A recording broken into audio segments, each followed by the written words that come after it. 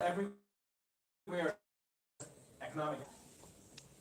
His critique, his denunciation of capitalism, his conception of human age is multidimensional.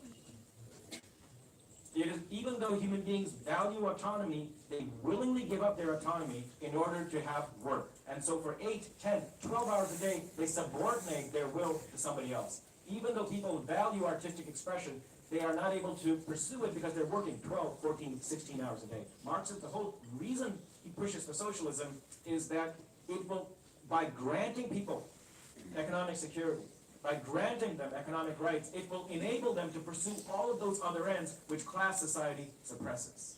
Now this is Marx, who's a materialist, saying this. It therefore makes no sense to insist that materialism reduces people to economic animals. It is capitalism that reduces them to economic animals. And what materialist theory does is it answers the question, why do they subordinate themselves to these dictates of the class structure?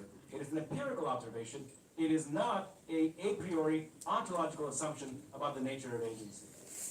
Okay, so first of all, we can allow for the fact that people are motivated by very many things. A second, I think, virtue of this approach to social agency is that it allows us to explain how capitalism spread across the world into so many different cultures. Capitalism spreads not only into very many different cultures, but it sustains the heterogeneity of cultures across the world. How might it be able to do that? It does so precisely because people value their culture probably above everything else. But even though they value their culture above everything else, when they are forced into a new position of being proletarians, of being wage laborers, they have no choice but to submit to it. They submit to it only as far as they have to. Remember, it's a practical choice. So those aspects of their norms, of their religion, of their values, which conflict with the economic imperative of having to make a life, they will either ignore or they'll overturn. This gives us a theory of cultural change, which culturalists simply don't have. There is no theory of cultural change in cultural theory. I should say culturalist culture. You explain cultural change by relying on the materialist premise that people reflect on their values, they reflect on their norms, and then they literally either actively choose those norms which are appropriate for their situation, or more passively, they reject the ones which are interfering with their economic goals and economic imperatives. What this means then is, what Marxism commits you to is the view that cultures transform as people's economic constraints change. But those parts of the culture that have no bearing on economic reproduction, there's no pressure for them to change through the class structure. It might change for other reasons. But if this is so, notice what it means. It means that regardless of culture, as capitalism enters, newly proletarianized wage laborers will have to, whatever their ideas, whatever their culture tells them, they'll have to submit to the logic of wage labor. And those aspects of the culture that interfere with it will be put to the test. They'll either be ignored or they'll be changed. Those aspects of the culture that are neutral or have no connection to class will persist, which means there are many, many aspects of, say, Indian culture or Middle Eastern culture which will not be changed by capitalism. This is perfectly consistent with our theory. The base structure, I think, goes through all kinds of circumlocutions to be able to explain how capitalism is able to globalize if people are constituted by their culture. It makes, I think, a rather tortured distinction between the globalization of capital and its universalization. He said capitalism is globalized, but it hasn't universalized. What does that even mean? Well, for him, what it means is it's globalized, but it hasn't done what it's supposed to do. That's what universalization would mean. But what is it supposed to do?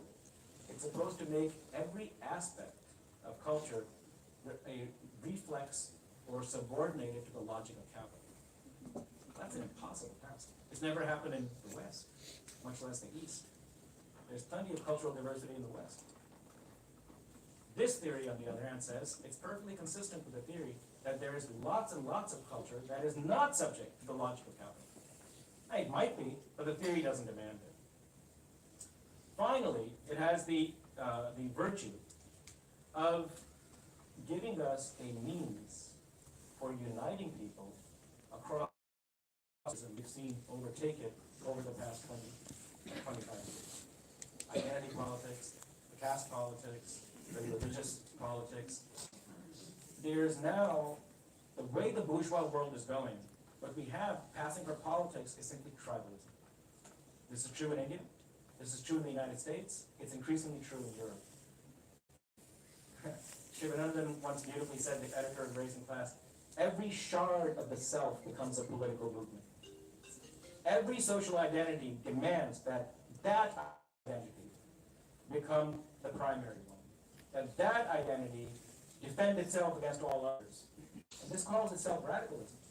There's nothing radical about it. But the advance that was made over the 20th century, not just with respect to redistribution in class, but race relations, and gender relations, came out of an engagement with capitalism. It stayed across no other axis that I know that can help overcome the tribalism that liberalism has imposed upon us, except class.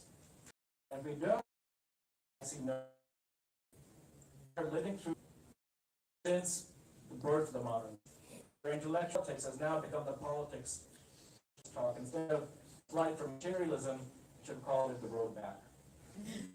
We need to find a road back to a politics that unites the oppressed and the exploited rather than pitting them against each other. And there's no way to do it without a return to materialism. Thank you. That absolutely important. I